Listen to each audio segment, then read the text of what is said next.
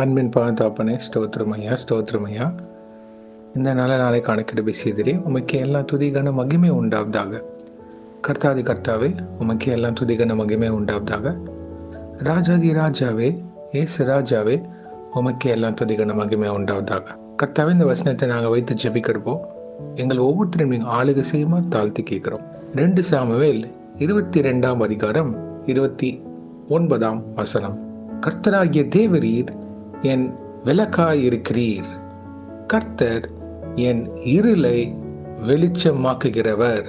2 Samuel 22nd chapter 29th verse. You Lord are my lamp, the Lord turns my darkness into light.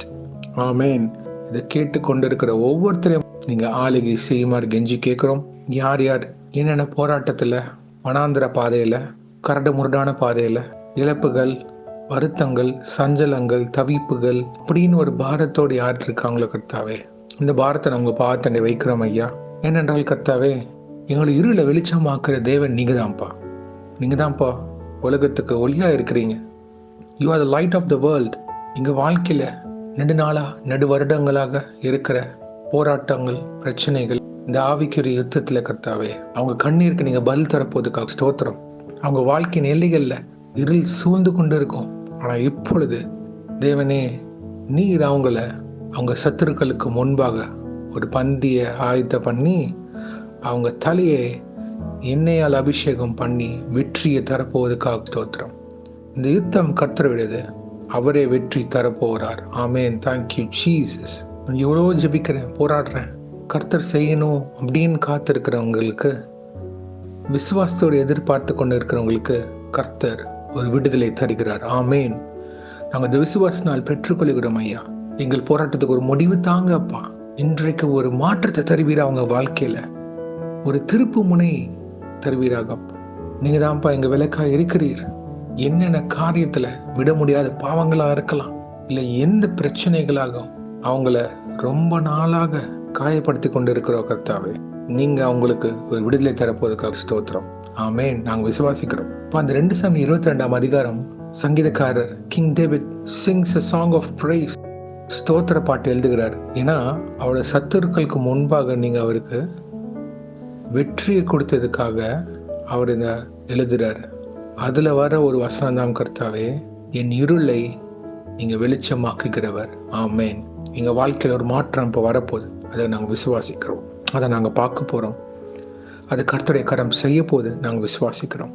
தேவாதி தேவன், பராக்கிரம தேவன், அது வல்லமையில கரம் எங்க வாழ்க்கையில ஒரு புதிய காரியத்தை செய்ய போதுக்காக ஸ்தோத்திரம். பழைய காரியங்களை நாங்கள் மறக்க கிருபை செய்யுங்கப்பா.